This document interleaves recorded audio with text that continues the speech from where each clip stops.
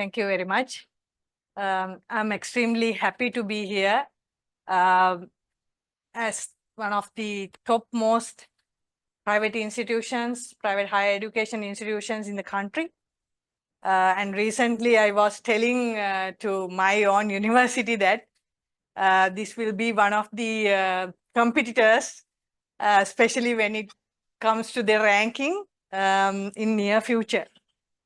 I'm actually happy to deliver this talk or this lecture to the staff here, to the higher education or like higher degree students, and then to the online participants. Thank you very much for introducing me, sir. And thank you very much for inviting me. Ms. Pushpamala, I know her from a long back. When I was as an undergraduate student. So our discussion today is on crafting impactful review articles. So you might think, why do we need to consider about review articles? Why do we need to think about review articles? What is the reason that we are talking about review articles? So that is something that you need to keep in your mind throughout this talk, so that you will understand the need of it as a young scholar or as a young scientist. These are a little bit of my credentials showing you why I am here to talk about review articles. So there are many lecturers now who are delivering lectures on scientific writing.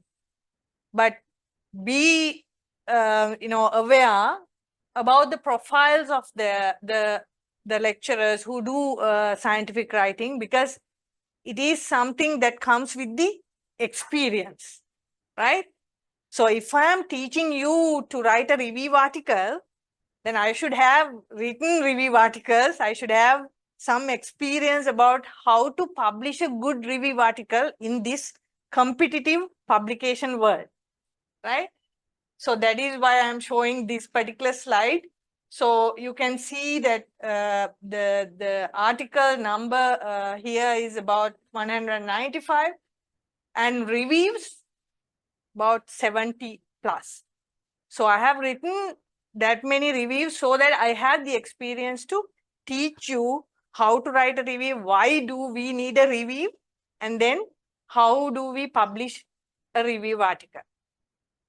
And here you might see that my editorial experience, which is also very important for you, because you are trying to publish your work and it is always rejecting, right? Even my articles, now I am submitting, have a chance to reject. Now sometimes it rejects right away, in the next day, it comes as a rejection. So I had to think again why it is being rejected. So that I think about the editor perspective. Now, when I'm writing, I think about the editor perspective. Because me being an editor, I'm looking at the novelty of the work, right? And the justification for that particular work to be published. So those are the most important things. The novelty and the justification why I am writing this particular paper, right? So it is similar for the review articles as well. So there might be several reviews in the same subject area. So why are you writing another review should come into your mind when you start writing, right? You should think about some novelty in your particular review article as well. So some might think, writing a review article, what is the novelty? We are writing about whatever published in the previous, in the history, right? So we are writing about what is already published, right? But still, you as a writer, you as an author, you need to synthesize new knowledge from the publications now already we have. So that is the novelty I am expecting by looking at a review article which is coming to me in my journal So I'm looking at what is the novelty in this particular review manuscript and what do we getting new. What is the justification? Why do you really need another review to be published in the same subject area? So those two questions, you need to answer those two questions when you are writing a review article. Even it is the same for the scientific article as well. So here I have, indicated my editor experiences. So I'm an editor in Environmental Pollution Journal, which is a Q1 journal. There are many other Q1 journals here. Now we are ranking the journals as Q1 to Q4. Not the impact factor is, like very prominent now. Now it is a Q2, Q1 to Q4 range for journals to be ranked. So Q1 is the top most 25% of the journal. And then I have made in the, downward, there are, like documents in top citation percentiles. So about more than 70% of my documents are being ranked in the top 25% in the world citation. So that is the level we should take the authors, the young scientists here in Sri Lanka, whether they are from a national or, private institutions, we don't mind, because the name of Sri Lanka, the country name, is going to the world. So that is the visibility that we are trying to reach. More and more top 2% scientists we need. More and more highly cited scientists we need. Highly cited scientists is only one, only myself in Sri Lanka in the Clarivate. So that means top 0.1% of cited scientists. So we need more to come. That is why we need reviews, right? So that is why we need reviews, because reviews are the most cited publications in the world. Right? And more than 80% of my documents are in top 25% of the journals in the world. So when we try to write a paper, when we try to write a review, we need to think about which journal we are targeting for. That is very important for us to go towards, Q1 journals as much as possible as a nation. I would like to, take your attention to this particular phrase. I not only use all the brains that I have, right, but all that I can borrow, right? So brain, the knowledge that I have will not be enough when you start writing. So that you need to borrow other people's knowledge as well. So that is what we are doing from writing review articles. We are borrowing other people's knowledge, right, to write articles. So research may be done alone, right? You can do your own research, right?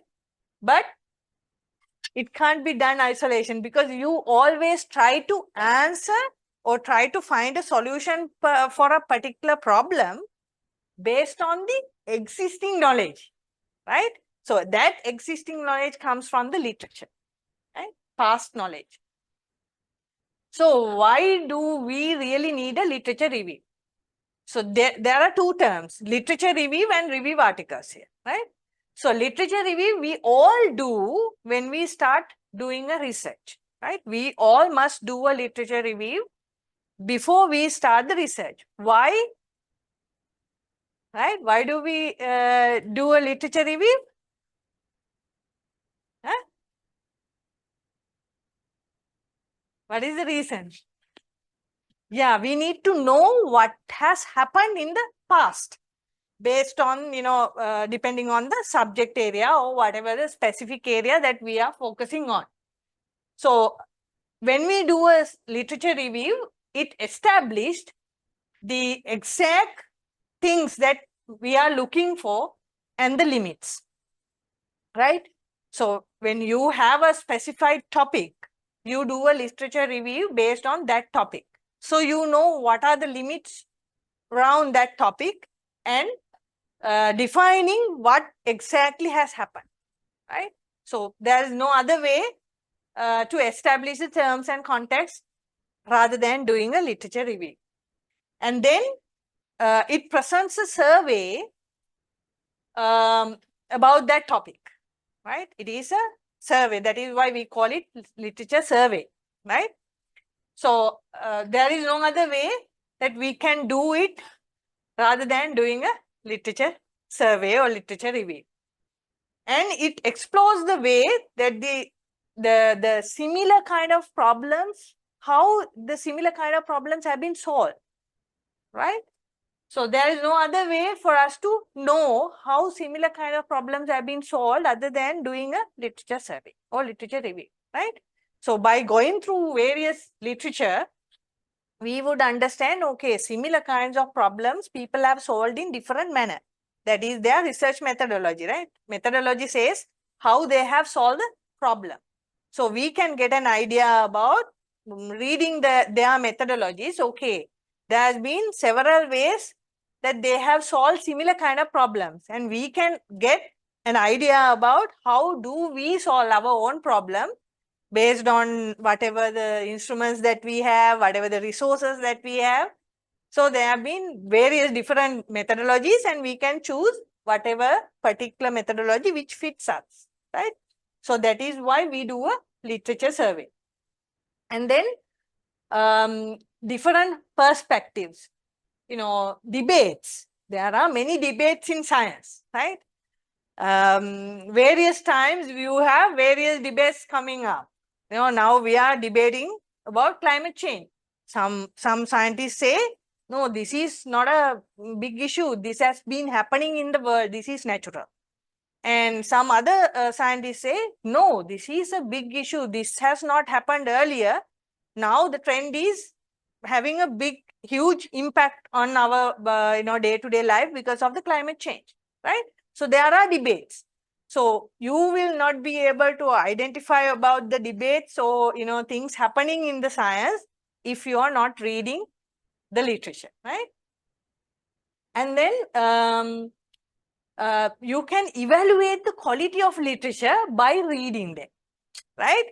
So you will, if you have a research project, some title, then you start reading about that title, right? Surrounding about the, whatever that you're planning to do. And you have many different things, publications coming in, right? So when you start reading some publications, you might think, okay, this is not that, quality, right? In the quality wise, this publication is not really strong, right? So you will look into the journal name, right? So you will have an idea how to evaluate which publications are having a good impact, right? High citations, and, Q1 journals, or whether the journal is prominent, or whether these journals are predatory or not, right? So you will have your own evaluation based on your reading, right? So that you can't get from somebody, that you, by reading only you will get this. So this establishes the gaps and inadequacies in the research area that you are looking at, right? That is the main point, behind your eager or behind your research title, right? So when you do a research, there should be a gap, identified gap. So you are solving that gap. So to identify that gap, you really need to read, right? Otherwise, you might think that, okay, I'm the only person who is going to solve this problem in the whole world. But it is not, because many people have had attempt all these things in the literature. So if you read only, you would understand that. And then when you start reading quite a lot, when you have a good, thorough literature review, that shows your scholarly rigor, right? That shows how thorough you are, right? So that is why we need to read quite a lot, and we need to read topmost articles in those areas. So that demonstrates how thorough you are, right? So how do you plan your search? First of all, you need to define your research topic, right? First of all, you need to define the questions, research questions that you have. Even you are writing a review manuscript, or even you are writing your literature review chapter in your thesis, you need to define your the questions, right? And then you must identify the keywords. That is the most important thing when it comes to searching. So without identifying those keywords, you can't search, right?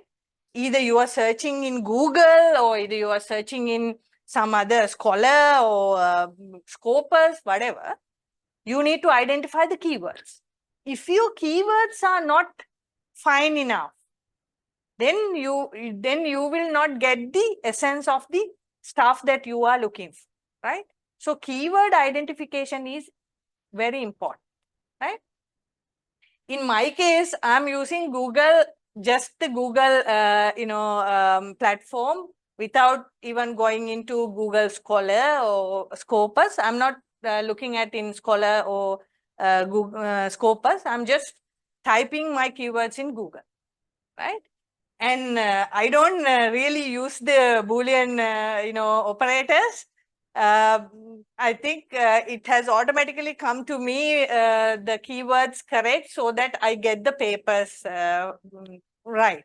But if you are entering into your scientific writing, you can use these Boolean operators, and then you can use either and, or, all these things depending on your keyword search, right?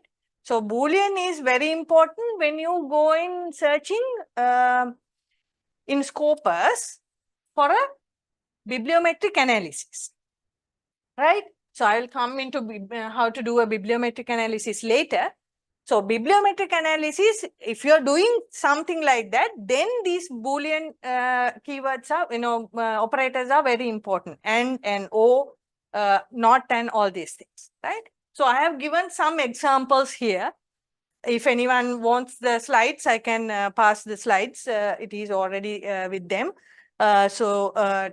You can get these. These are very easy. You just type how to use Boolean operators in literature search.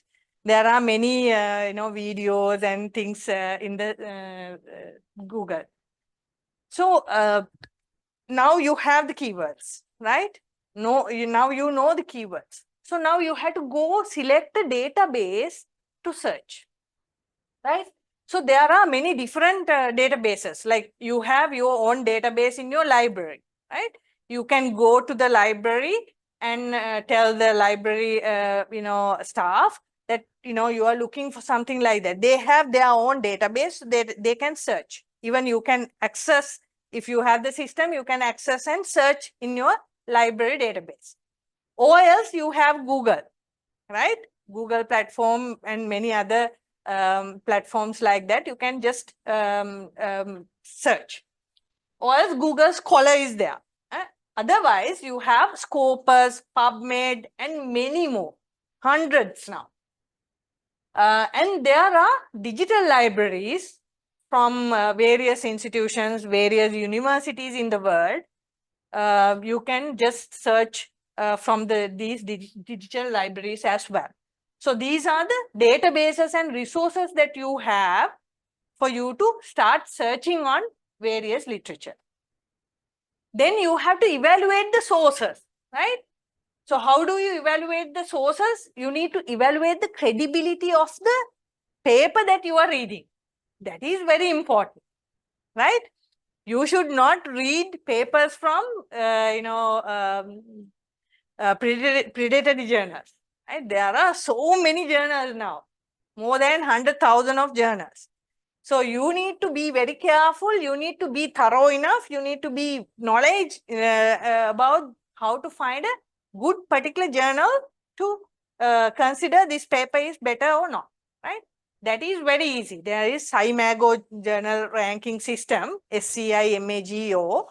that system, you can just type your journal name and then you can find out whether this particular journal is having a good quality, whether it is Q1 or Q4, right? Or it is not listed in this particular database. If it is not listed, please don't go into that particular journal and read, right? So you have enough journals, publishing many good quality articles. So, and then author expertise. Now it's very easy. It's not like when I was an undergraduate where we didn't have much, resources to even Google search, right? Now it is very easy. You have the phone, you can just Google search about that particular author, right? The first author or the corresponding author, you can Google search and see, their profile. By looking at their profile, you can consider, okay, this might have some kind of credential. This paper must be better, right? And then the publication source means the journal, and peer-reviewed status, whether it is peer-reviewed or already published, or now, there are papers, before publishing it, it comes to the online version, right? So you need to be very careful whether you are extracting something from that particular kind of a publication. It is before publishing, it comes as an online version. So it might be rejected as well, right? So those things you have to keep in your mind, right? And then how do you manage these sources? Now you have the keyword, you know how to search, you have some list of publications. So now you're going to manage these, right?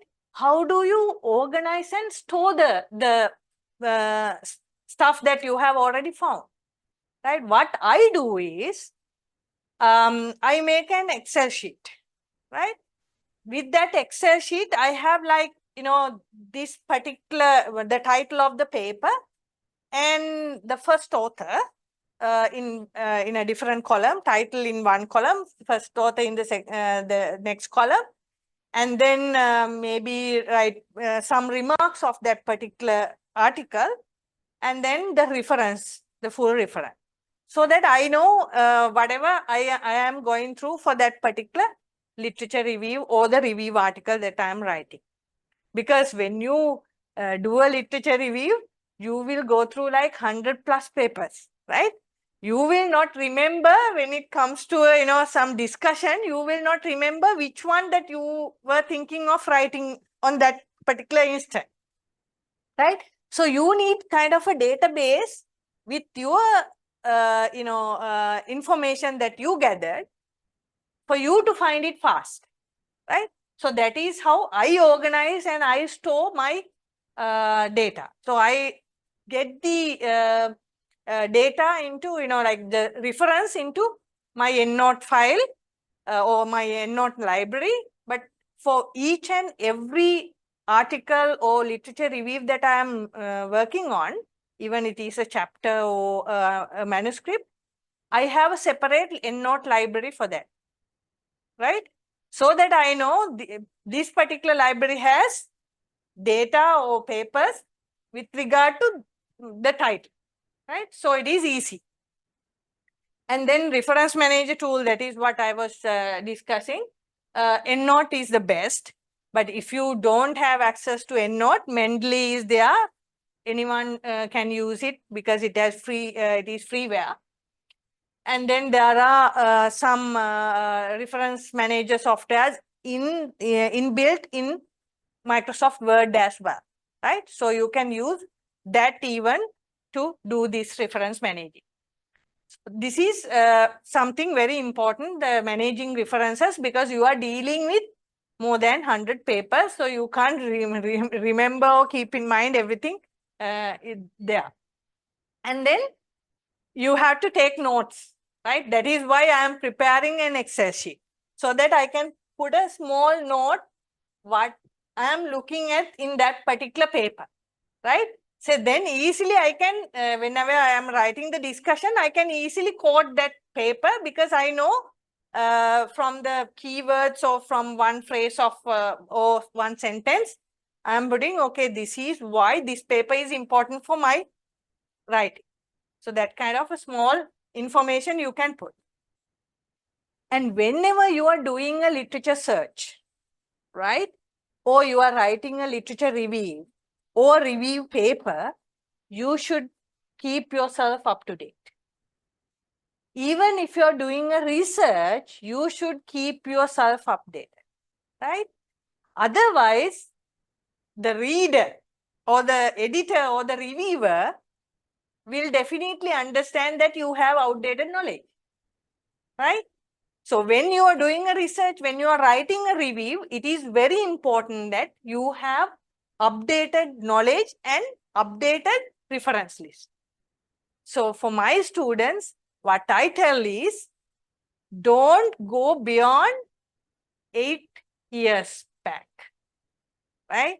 So almost like 80% of your reference list should be within the last 5 or 8 years, right? I prefer it to be last 5 years, because then the reader, the evaluator, the reviewer, the editor will understand, okay, this guy has gathered more recent information. That is very important, right?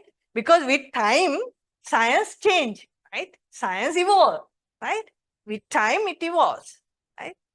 So that happens always, so that if you have, very old references, then the person would understand that you have outdated knowledge, right? It is fine to have like few references, specifically when it comes to theories, when it comes to equations. They might have been developed 100 years back, right?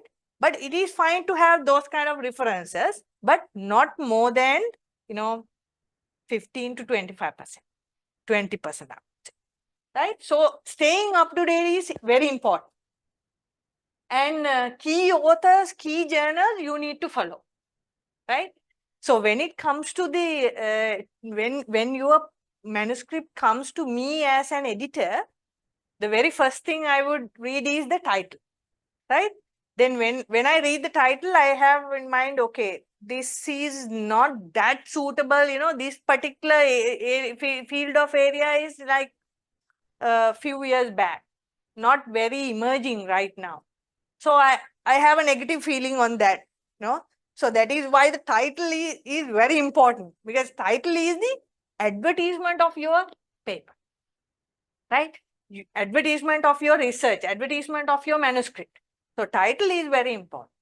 So I read the title, okay, oh, this is emerging, okay, I should read the rest. Then I'm going to the abstract, right? So abstract, by reading the abstract, I might have a sense, okay, this is much better, I should go and read the rest of the paper. So what I do is, I go read the last part of the introduction, last paragraph of the introduction. Last paragraph of the introduction should have the gaps, justification to write that paper, write that review, and the objectives. From that itself, I will understand whether the authors have followed, high impact articles, good quality authors, the key authors in the field. So that I would understand by reading the last part of the paragraph, because the introduction, because it has the gap, right? When you state the gap, you cite few articles saying these articles, these publications have been appeared, but they have these negatives, like you are criticizing, right? So critical analysis is very important, right? So some people blame me being critical, but that critical essence is important you to be a scientist. Otherwise, you can't publish much, because that criticism, you should have it. No, we have it in our nature. We are, people who are criticizing every day, from the morning to the night, you are criticizing somebody, right? But we should take it to the writing as well. So you are criticizing But criticizing is not only negative. It should be having the positive criticism as well as negative criticism. So that in that way, you can develop a good research gap identification and justification for your study, right? And then joining professional networks and academic forums. So if you are a young scientist, you should have a good LinkedIn profile, and then you should have good Twitter profile, right? Because Twitter has a lot of new information coming up for science. Whenever new finding, whenever new paper, different forums, they discuss many different theories. So those things, you should engage in those things. And when you engage in those things, you get ideas very fast because they are discussing in many things. And then you can be a reviewer, right? If you have published one article in Scopus, then you will get many invitations to be a reviewer, right? Being a reviewer is very important because then only you will understand to criticize a paper, right? Then being a reviewer, you might be, analyzing that paper that came for your review. Okay, is this good enough to publish in this particular journal, right?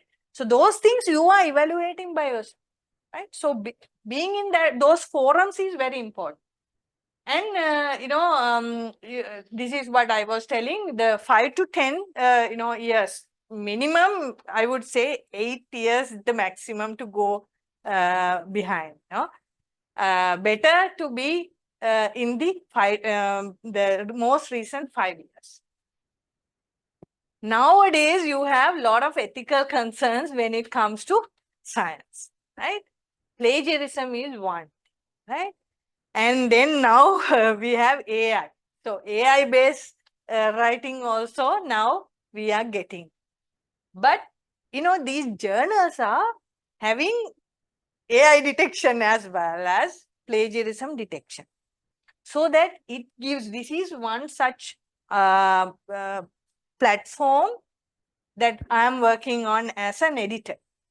So this particular way is the way that, it comes to me as the editor. So it has, I can view the submission, I can read the paper, and it gives the similarity check result, which means plagiarism, right?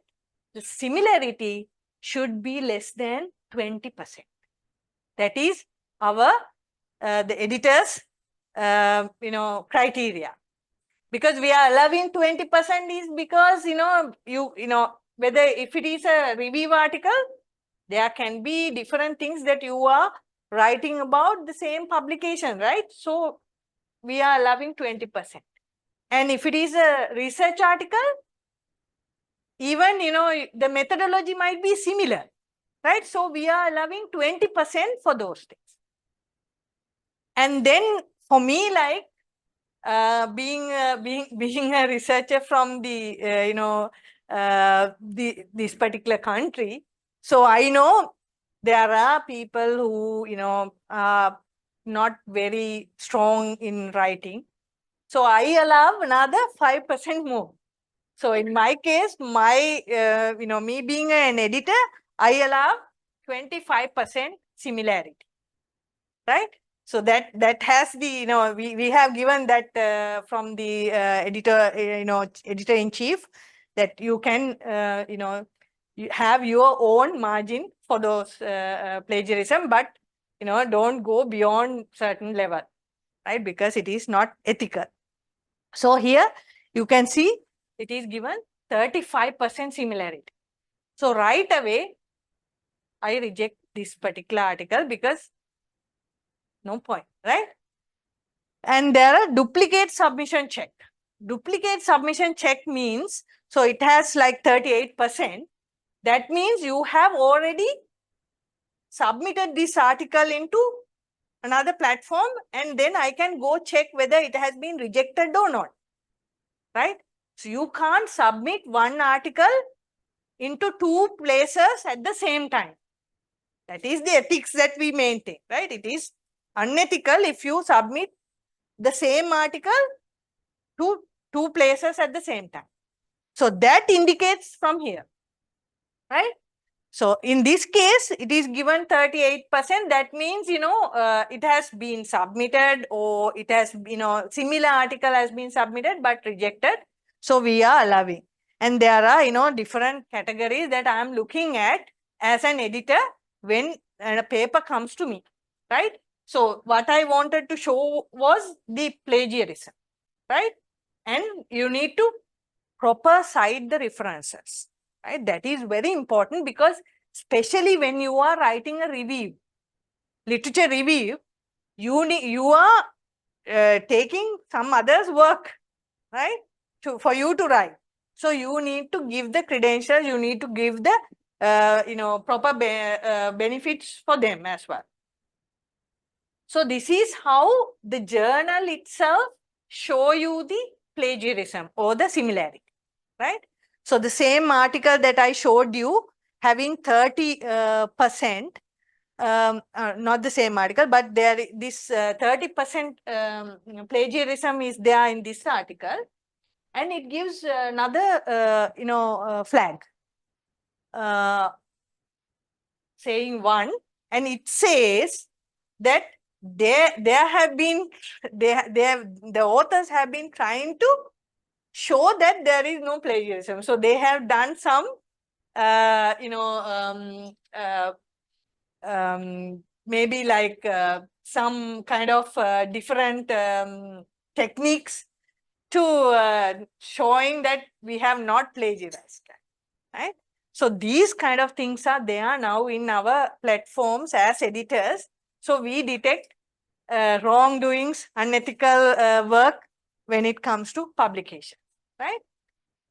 So even we get the sources where these the similarity has come from, which paper, whether it is from the internet itself or whether it is copied from a paper or whatsoever. So those are the details given in the right side, right?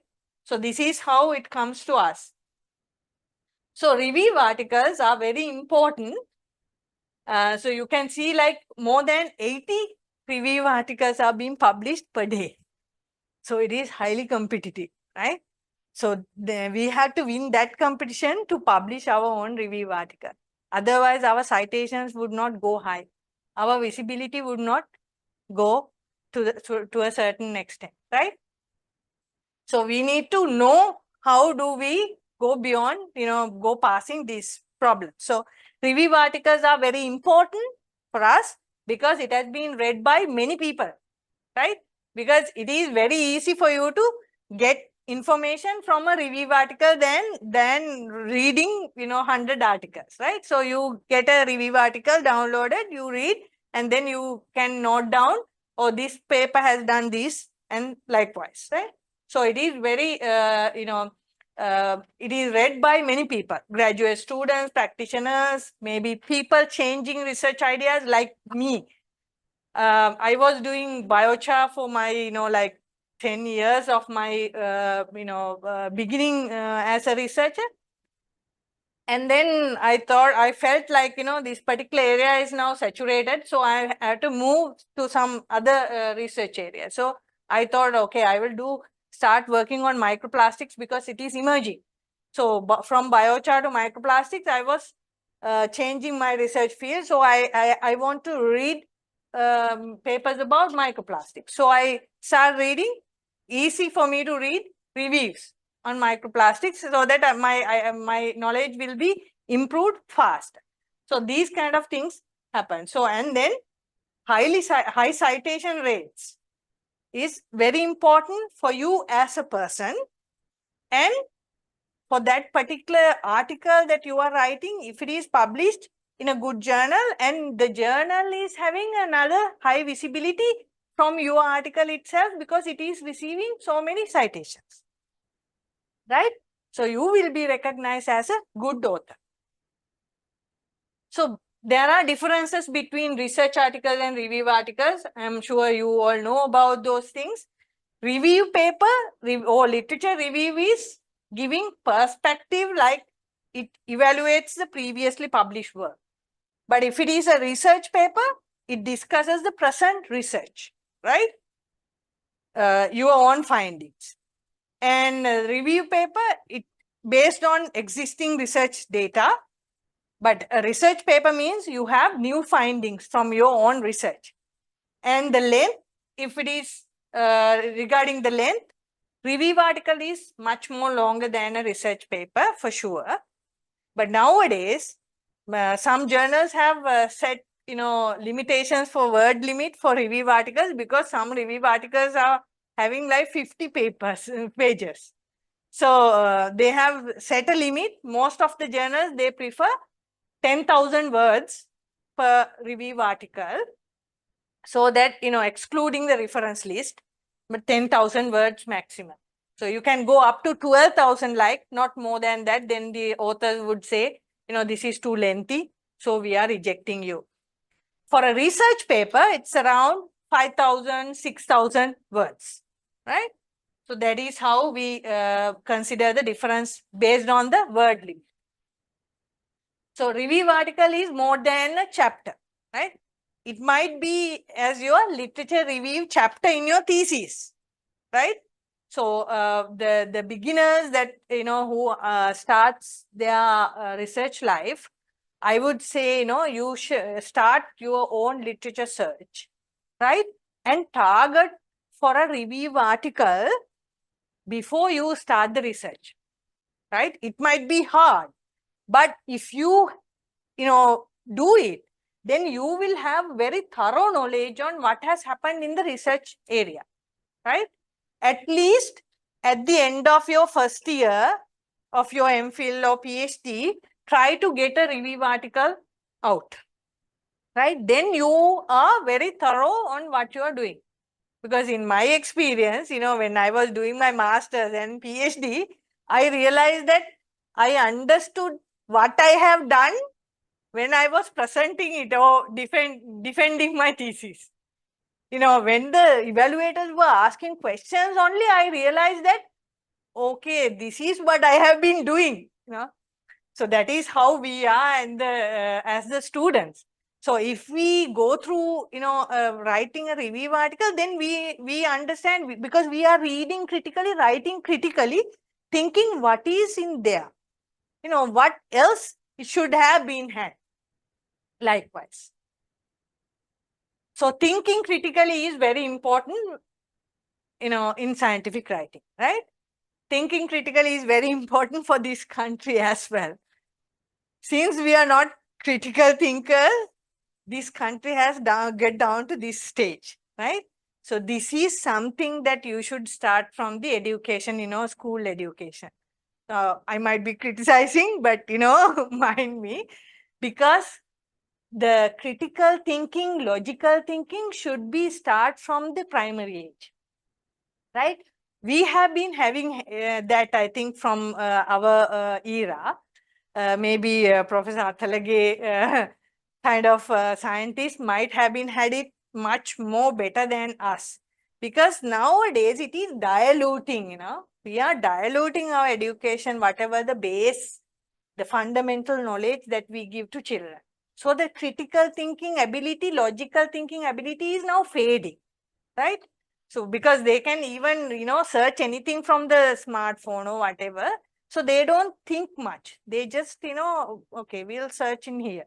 That's it. But in the education system, we are actually lacking it. But if you are trying to have it from yourself, trying to generate it from yourself, then it would be very important for your writing, right? So start thinking critically whenever you read an article. You might not read the whole article, but you would read the abstract, right? So when you read the abstract, you might be thinking, okay, what is the aim of this research? What is the objective of this research, right? So you find the objectives in the very first part of the abstract, right? What should you do then is you should read the conclusion section of that abstract. Then you have to think, okay, their objectives have been these. And you are reading critically, thinking critically, have they met their objectives at their conclusion level? Right? That is all you need to think. Right? Have they met their objectives? Right? If they have not met their objective, if they have discussed something else, note it down in your Excel sheet. Right? Their objectives were these, but they were discussing something else in their conclusion. There are papers like that. Right? So that kind of thinking, critical thinking should come to you. So that is how we analyze the gap, right? So, a group of people have done some particular innovation or, some novel finding, and we might think that, okay, they should have done something more in this area so that we would understand this particular thing perfectly. So likewise, you need to think critically and note it down, right? That you are bringing when you are writing, right? So that is very important. Ask questions from yourself, right? Ask questions, what are the strengths and weaknesses of the work that you are reading, right? And what evidence are lacking, whether it is conclusive or inconclusive or what, by reading their conclusion or the conclusion section of their abstract, you can get an idea thinking that, whether that is inconclusive or conclusive, right? Have they met their objectives? And what will you be adding into this topic? That is what your research would be, right? What you are going to add into this topic is your research or your review, right? So that is the novelty of your review, right? New thing that you are going to add into this paper, right? That you should understand. So that is thinking critically and reading critically, both come together. So when you practice yourself, just for one paper, you practice, try to, turn your mind, asking questions from yourself. Is it, this very novel finding, have they find something new? Or have they just did something same or some same results have been appearing? So these questions you can ask from yourself whenever you are reading a paper, right? What are the objectives of this paper? Is this the research aim or the objectives have been achieved, right? So how do they have done it? How they have done it is a methodology. Whether that particular methodology is fitting into this particular problem solving, right? So these are things that you need to ask from yourself while reading. Are there any problems in the methodology? Have they had enough replicates, right? Have they done any statistical analysis? Or without statistical analysis, can they present the data? So these things you have to ask yourself while reading. So note it down. If you find something, just put a flag in your Excel sheet and note down, right? So that will be very helpful whenever you are writing, right? And then what is your story? First thing is first, right?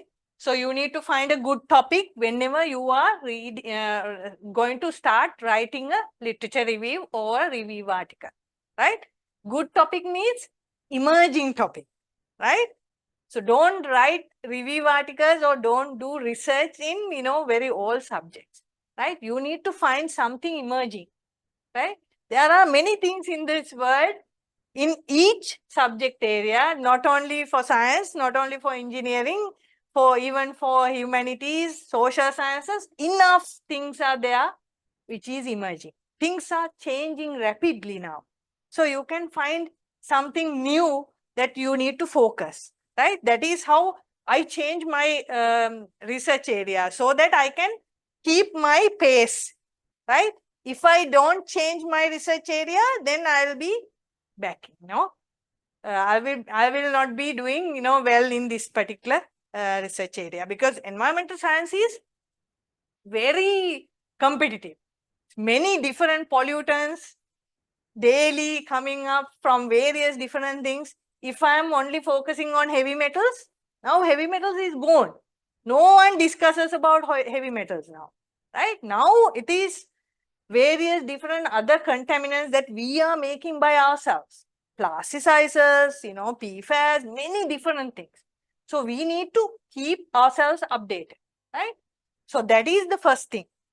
Good research topic, emerging one, which might be emerging in another year, maybe, another 5 years, maybe.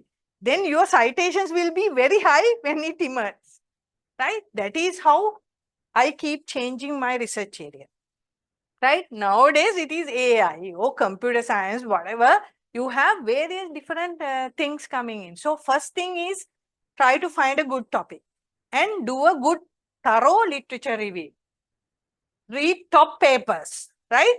You might be doing a literature review or review paper in a very, very new subject area where you don't find many papers, right? So there might be 5 papers only, but you can criticize those 5 papers and say, no enough focus in this particular area. So there must be people doing more research on these things, which is being the future perspectives.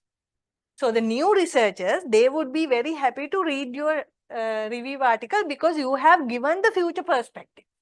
So they don't need to dig and find the future perspectives. So they can just read your future perspectives. Oh, okay, this is what I should do now. They can start their research on that based on your review article, so that your review article would be highly cited. And the very first thing I would do is create the bibliography. That's what I told you. You should have the Excel sheet. Everyone should not do what I do, but you can find your own way of doing, easy way of doing it. That would be, unique to you. And then I prepare graphics and tables first, right? When I prepare the tables, I do prepare the tables very first. So when I prepare the table, then I understand, okay, there is a flow like this. There are, parameters that these are the parameters that people have thought about, right? Have researched about, right? So that particular table give me a big story, right? A big story for me to start writing. So everything is a story. So you need to start somewhere. So that I get from making that table. Then based on the table, I prepare, it's not one table, but 2-3 tables. I would have like 3 tables in my review article or my literature review, right? And then based on 3 tables or 2 tables, I prepare about 3 graphics, right? Or based on the data might be, I can put the data into a table and synthesize my own graph by that, based on that data. So that's what I do, so that it is something new, right? So it has not been published before. So when I do a review article or literature review, I have my own table based on the findings that from the literature, and I prepare my own table, the graphic, so that people would see and identify fast. So they would like to see the graphic, so that they would like to read our article. So that is something that I do, and you can even try to replicate it. So you can, choose the good topic. I don't need to discuss it in detail. You have your own research area, so you know what is happening, what may be happening in the next 5 years. So you can select a good topic based on that. But you should have a catchy title. This catchy title means that is the advertisement of your article. Many people would read your title, not your text, right? From that title itself, you must push that person to read your abstract, right? So that is why we need to have a catchy title. Then you prepare a content page for your review article. Content page, we all prepare content pages for our, theses, right? So similar content page, prepare something similar for your review article. Then you can easily note down things whenever you are reading, right? So this is where, the place that you would understand where you should write your review article, right? So this particular graph has given x-axis is the amount of literature reviews or the review articles, right? And the y-axis is amount of publications like research papers, right? So in here, so the amount of literature review is less and the research papers are also less. But you can you can write a review. Yes, you can write a review, right? But need for identification of the research questions, because there's not many research papers has been done. So still that the area is evolving, so that you need to identify. That is where your future perspectives will be very thorough, right? You will be giving, okay, this particular area, these areas have not been touched, so these should be done, right? That would be the identification of research questions for another person, right? Then when you have less reviews and number of publications are high, the research papers, then you really need a review article at that point, right? You really need a review article at that point. If you write a review article at that point, then your paper will be highly cited, right? And then there can be amount of many review articles or many literature reviews, but the research papers are less. It's like in the case of COVID, right? Many people have, written perspectives, reviews in, different things, but the knowledge has been less, right? So it is, like need for a review pointing what need to be done in terms of research, right? Then you have high number of reviews, high number of research papers, then reviews of reviews comes in, right? You can write a review, but that review might be review of the reviews, right? So it is very hard for you to publish, because there have been many review articles published. So this is where you can read your, whenever you are reading, you can think of where you are or where the science is for you to write a review article. Okay? Because if you have more than 100 papers in a small subject area, it is very hard for you to write a, beyond 100, it's very hard for you to, compare, contrast and write a review article, because the amount of work is more than what you think. So this is one example, writing a review of reviews, right? So this one, systematic analysis of review paper. So that can be done if you are very thorough in systematic analysis, in statistics. You can do this kind of work, because it is very easy and doable. This is similar, reviews of reviews. And how to review the literature, we discussed a little bit. So you are reading the published work and try to synthesize based on the data that you are getting from that published work, right? That is very important.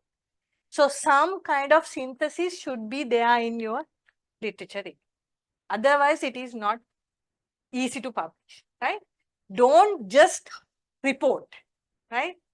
Nowadays I see like students, when it comes to, postgrad students, and I ask them to write, write a small review article, then they, write, Vitanage et al. Has found this and that, and Gamage et al. Has found this and that, that is mere reporting. We are not expecting that kind of writing. We need to report and criticize, right? Compare and contrast should be there in each of the scientific writing. Whatever you write in science, you need to have the compare and contrast, right? Who has found this? Who has found that?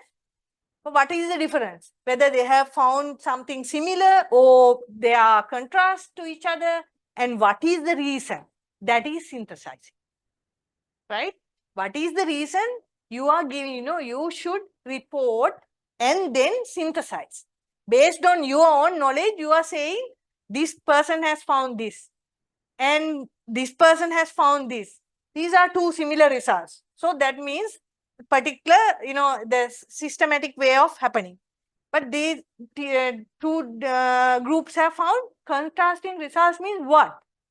Which one has done good and which one is better, which one is not good. So you need to synthesize something based on that find that you have found it. This guy has showed high results and this guy has showed very low data. Why? What is the difference? Why do they have found two different results for a similar kind of experiment? That you are synthesizing. You have to report that too, right? So that synthesis, interpretation should be in your writing.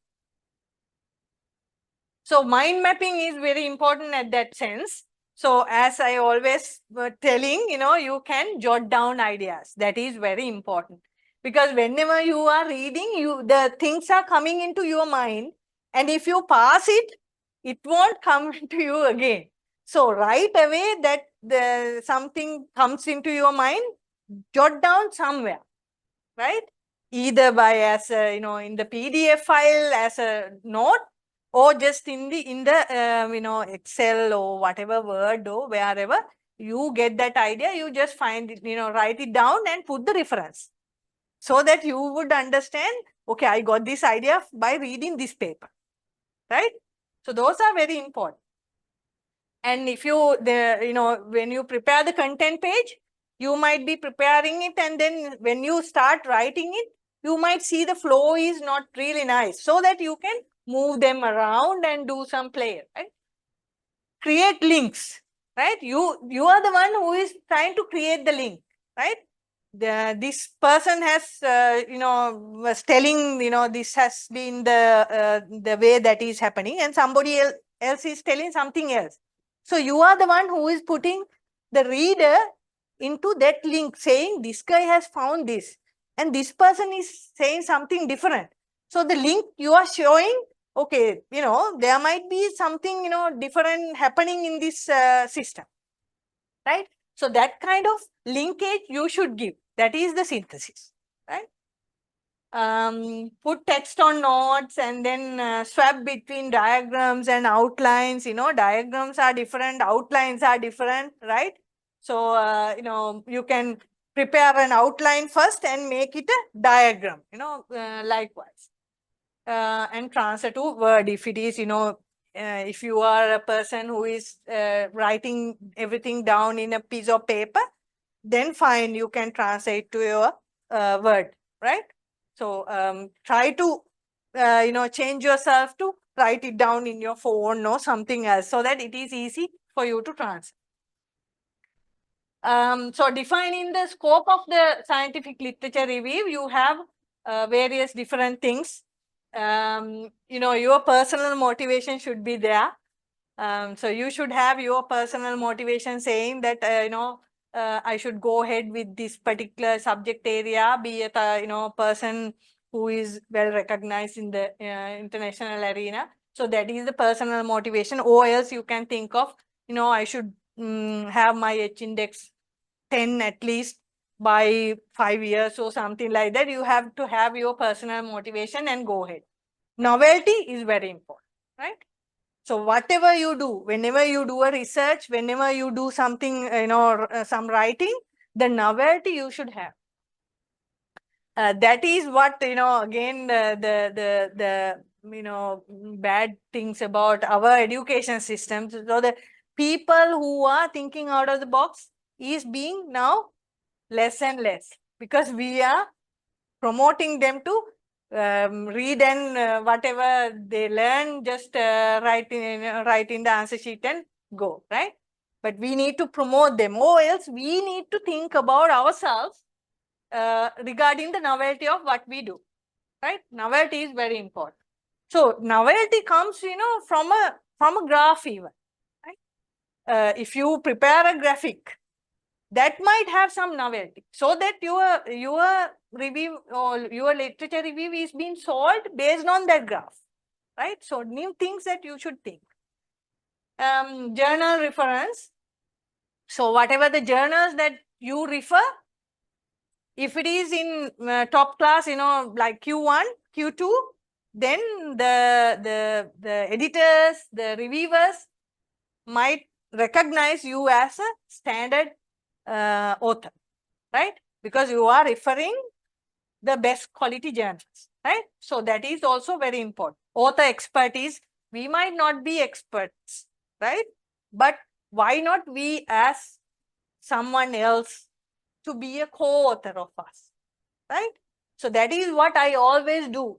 When I change my research area, I always, discuss with somebody who is prominent in that particular area, and then they get their ideas so that they become an author, right?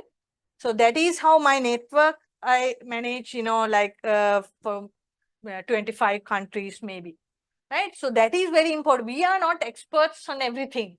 So we need somebody else's support as an expert, maybe as a mentor even, right? So sometimes they might say, okay, I have not contributed enough, so you can go ahead without my name, right? Sometimes they would say, sometimes they prefer, us to have them as a co-author because they might be liking to have a good network as well. So authors experts is important at that sense, right? So when I don't have any expertise in, constructed wetlands, I call Shiromi and, ask her to be a co-author. That's what I do, because I don't know everything about, the environmental science, right? So environmental engineering. So that is how we, it is very hard in Sri Lanka, some people, steal your ideas. That is very true. That has already happened to me as well. But, try to find good contacts so that you can deal with them. So I have very limited number of local experts with me collaborating, but I am very comfortable with them. And I can do a lot of papers with them. So you should build your own network likewise, right? So in the beginning, you might fail, but you will experience more and more for the future. And then this is just to show you, the basics of writing. So a title, don't write long titles, maximum 12 to 15 words, not more than that. If it is more than that, then, the reader would not be really comfortable. So 7 to 15 or 7 to 12 words. In abstract, definitely less than 250 words, right? In some journals, it is 150 to 200 words. Some journals, 300 words. But I prefer to be around 250 words in an abstract. In introduction, about 300 to 500 words. In my case, 500 words.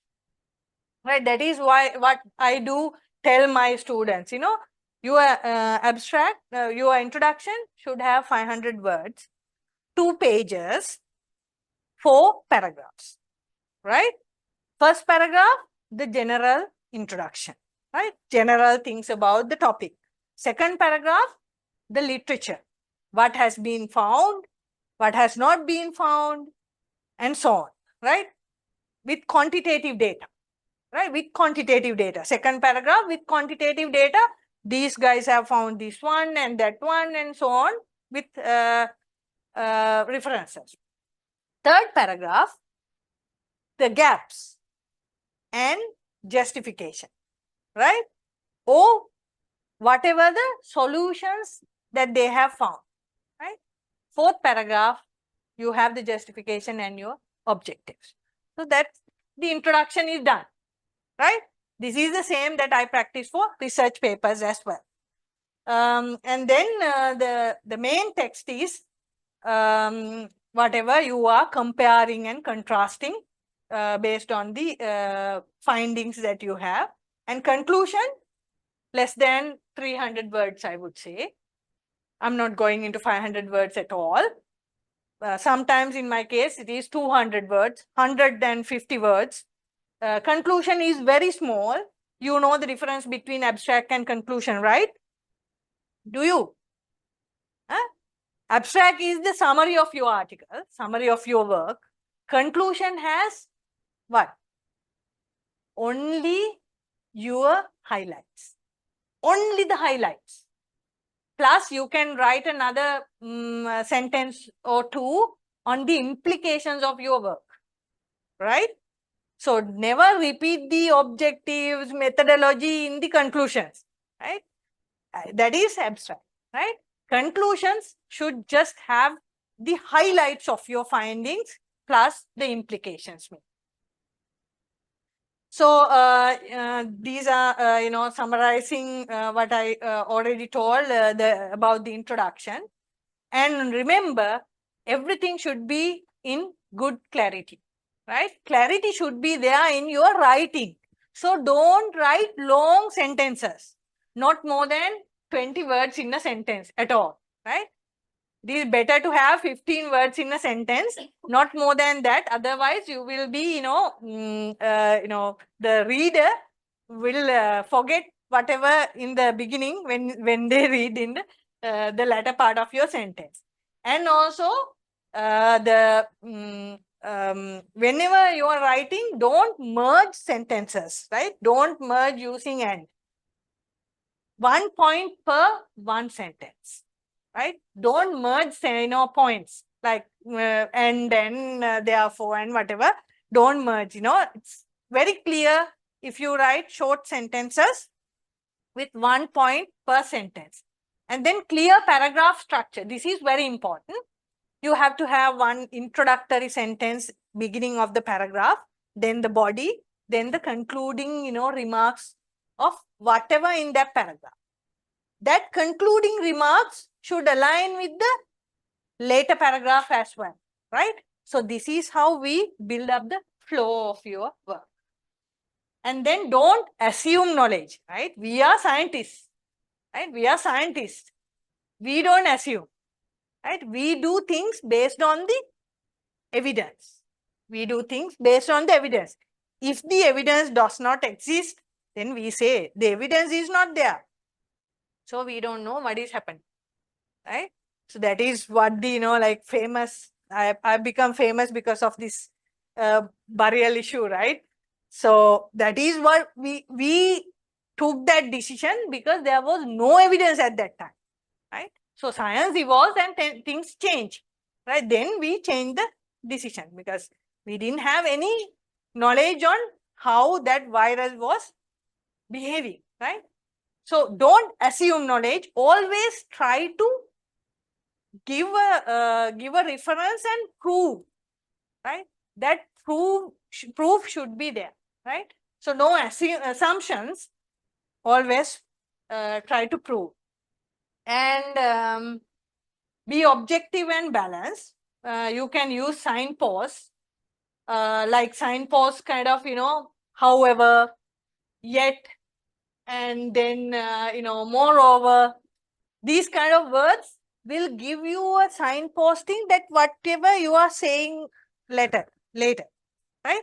So these kind of signposting is very important. And some words that we don't use in scientific writing, like but, and like, spoken English kind of, don't, wasn't, these kind of things we are not using. We are saying do not, was not.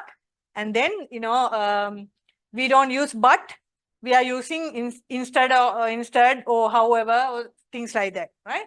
So these kind of terminologies you need to practice by reading. Whenever you read, you might be, thinking, okay, there are some terms always appearing in papers. So those terms you will start taking into your writing. So paragraphs and flow is very important, as I told earlier. Thematic and grammatical links, the link between the paragraphs, those are very important. So these are some of the illustrations that I was telling you.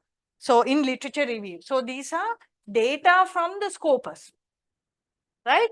So this particular years, year in the x-axis, number of papers in the y-axis, how many papers have been published in these particular keywords, right? So these kind of analysis you can easily do in Scopus. If you have the Scopus access, you can easily do these kind of analysis, right? And this kind of information, if you show in your paper, will be very attractive. So easily you can grab things like, papers done at this, low levels. That means biochar, arsenic and soil is very limited. So that means there is a high scope for you to work on these areas because limited studies, right? So that's how we show in our reviews. These are the graphs that we show in our reviews. These are easily done. Now there are softwares, you can generate these kind of graphs, right? So these kind of network maps. So this is something that we did for natural rubber and biochar. So, the keywords are there, all these keywords and keywords with different links in different colors means those keywords have been linked in these, the other keywords, right? So the colors, different color means that particular keywords are together, right? So keyword maps you can prepare like this. These are free softwares available, which is called VOS Weaver. If you can download data file from Scopus, you can load this data file for this particular software and it automatically gives us. We can, do small adjustments. We can, we can reduce the number of keywords, we can improve the number of keywords, we can get some maps regarding the publication country and so on. So you can do many new things now when it comes to literature review. So when it comes to figures, so be very careful when you draw a figure. When you place that figure, the figure description should be above the figure, right? It should be described first and then only you place the figure or table, right? Every figure and table should be cited in your text, right? And the figure caption, table caption should be lengthy, right? Why? Figure and table are standing alone, right? Figure stand alone. So when when it is standing alone, it should be described enough for somebody to understand, right? So the caption should be descriptive. Don't write one or two, three words in the caption and finish it. No one would understand. So when I draw figures, I even describe this particular triangle means this, circle means this, that everything I put in the caption, because it is descriptive for anybody to understand what is the story behind this figure, right? Even table, it is like that. So if you are giving some data from your experiments, you should give the number of samples, whatever, the amount of data that you put in the abstract, you should give in the number. This many samples in this particular data, right? So all these details should be given. And format and style. Sometimes I see, students placing the figure in a text box and, in the title also in a text box. Don't do that. Just place the figure wherever it is possible to place, and the caption should be placed without any text box, right? With the text box, everything, will be very hard. Sometimes you will miss the caption, and you will sometimes placing only the figure. And you should put nice colors, don't be like, very bright colors, luminous colors should be in the figures. It's very, unprofessional. So take colors that are being soothing for your eye to see. And then almost all these figures and tables might be printed in black and white, right? So you have to be very careful when you put a graph with lines or graph with the bar, right? You have to be very careful when it is printed in black and white. It should be visible which one is which one, right? So you need to put some, designs without placing, different solid colors. So good review article discusses new developments, right? So by reading the review article, a young scientist should be able to gather what is happening, what has been happened, and what will happen in the future, so that they can, think about their own research in that arena, right? So that is why we need new developments, new methods, new results. So that is the reason I told you to have most recent references, right? And then has a few figures and tables. In a review article, you can have few figures and tables, which can be copyrighted figures from somebody else's. If you are putting them, you need to get permission. Right now, getting permission is very easy. You need to fill a form in the publisher's platform, and then they send you an email. You can use that figure or table, right? But what I'm saying is, rather than putting somebody else's figures and tables, why don't you create your own table and figure? That will give a good weight for your article, right? That will take some time, but that will give a good, impact from your article. So spend a little bit of time, but synthesize something from yourself, right? That is very important. Use transition sentences so that you can have the flow and have the link.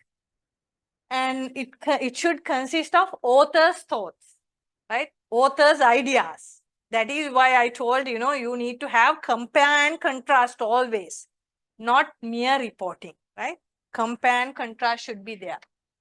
Does not, repeat the same pattern, don't write the reference at the beginning of the sentence, like Vittanage tell this thing. That is not very nice, pattern of writing. Always try to have the reference at the end of the sentence. And then editing and proofreading is very important. Otherwise, you will not be able to, you will send the manuscript with a lot of spelling mistakes, grammar mistakes, formatting mistakes, right? So try to avoid these kind of silly mistakes as much as possible, so that the editor would understand, okay, your work has some weight. If it is full of grammar, spelling mistakes, and formatting mistakes, specifically different font types, different justifications, alignments, and so on, then editor will definitely think, okay, this guy has not put enough effort to make it look nicer, right? That is very important. Learning from models is also important. So if you have some a good review article as a model, right? So that you will structure your review article based on that model. So that is kind of you having a role model in your life for you to start going, keep going.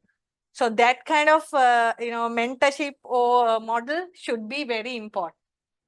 So there are many different types of reviews, right? Literature review is the very first one. There are so many different types. You can have like critical reviews. This is the most common one. So this critical review has compare and contrast with your ideas, right? So this is the most common one. There are many literature reviews in the journals. And then meta-analysis is something which is little new, and nowadays many meta-analyses are there. Meta-analysis is a statistical technique, so that meta-analysis is always done with a systematic review. So meta-analysis and systematic review is together. And there are some people who writes overviews. So these are very broad as a review article, very broad, and then they are just reporting what has happened in a particular topic. And there are rapid reviews. This emerged with COVID actually, because if there is an emerging subject area, people tend to write review very fast, and they are called rapid reviews. You know, there are if you know places that you can, you know, publications, journals that you can publish rapid reviews. And there are state-of-the-art reviews. There are many state-of-the-art reviews. Systematic review is, you know, something that meta-analysis, you know, in that title itself, it says a systematic review and meta-analysis. So it goes together always. So this is the take-home message. You need to decide a topic which is emerging, right? So that it will help you to catch more, you know, attention and more citations. And then thorough review is important. So when you do a thorough review, you need to think about a few things.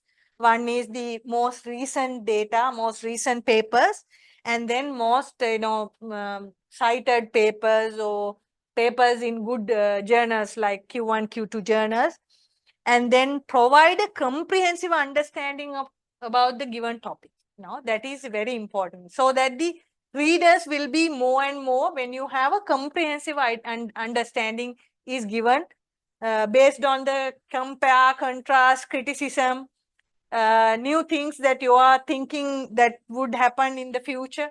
So that means the comprehensive idea and balanced perspective, right? You might not like some papers thinking that, you know, like in the case of our, you know, that Paniveda, Corona Kalya, right?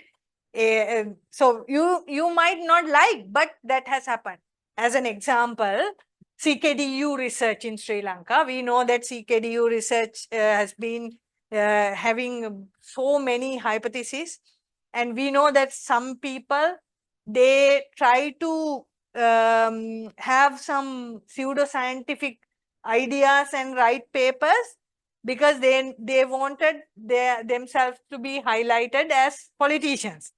So they have their own perspective, which is wrong. We all know that is wrong, but they have high citations because of that.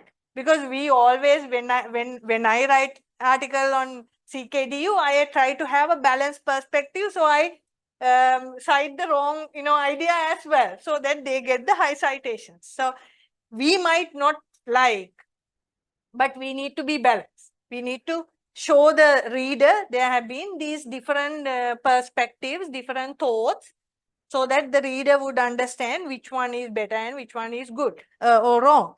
So that balance you should have, right? And then be critical and logical. That is very, very important. If you become critical and logical in your writing, you will be critical and logical in your life, which will bring you more, you know, visibility, bring you to higher levels. Many people might not like you being critical though, but that is, I think, better. You know, you are being critical, but be balanced, right? And then use most recent references, less than, you know, within 5 years, like reporting the summary, not the script. And this is the most important thing. A good review paper author is more than simply a reporter, right? You should not be a reporter, you should be a critical analyst, so that the reader would get more things from you, right? So this is all what I had to tell you. Okay, I think it has taken so many time. Thank you very much.